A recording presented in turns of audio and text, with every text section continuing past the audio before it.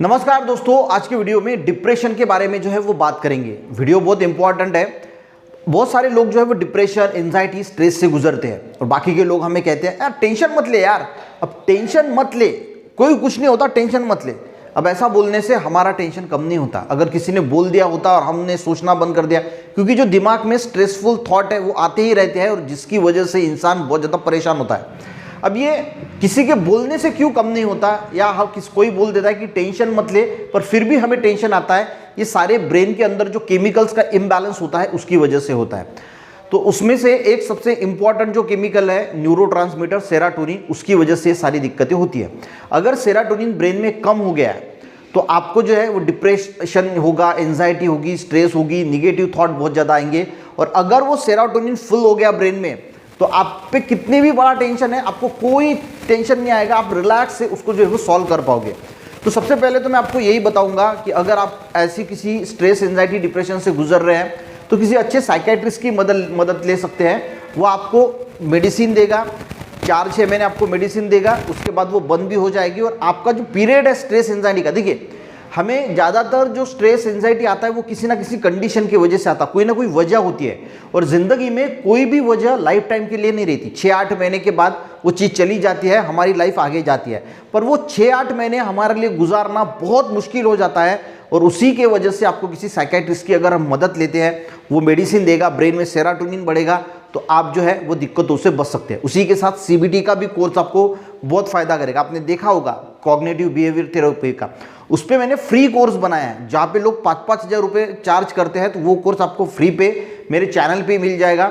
आप सिर्फ सर्च करना सीबीटी राहुल मानकर, तो आपको पूरा कोर्स वहाँ पे जो है वो मिल जाएगा। ठीक है, अब मैं आपको कुछ नेचुरल तरीके बताता हूँ जिससे जो है वो आपका सेरोटोनिन लेवल जो है वो बढ़ने के लिए मदद होगी। अब देखिए, सेरोटोनिन डायरेक्टली ऐसा कोई फूड तो है नहीं कि खा लिया और सेरोटोनिन जो है वो आपके दिमाग में बन गया।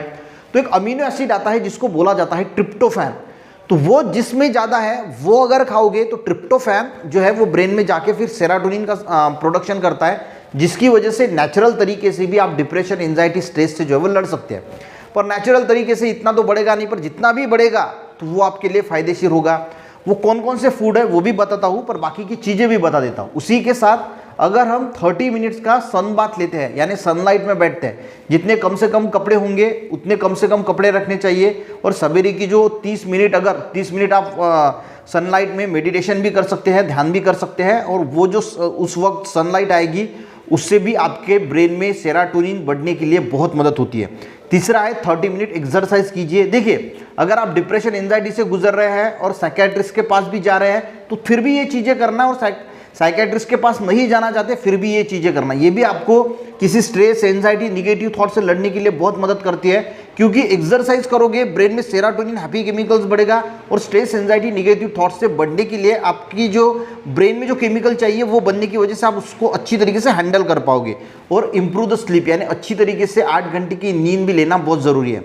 तो अब बात करेंगे कि किस किस फूड्स में ट्रिप्टोफैन जो है वो बहुत अच्छी मात्रा में होता है। तो अगर आप डिप्रेशन, स्ट्रेस, एंजाइटी से गुजर रहे हैं, निगेटिव थॉट बार बार आ रहे हैं, तो इनको आप अपने डाइट में ज़रूर शामिल करना। देखिए, सबसे पहले तो आता है वॉलनट, और जितने भी नट्स है, खासकर वॉलनट हो गया, बादाम हो गया, और सीड्स हमें पता है सनफ्लावर सीड्स है, उसी के साथ फ्लैक्स सीड है।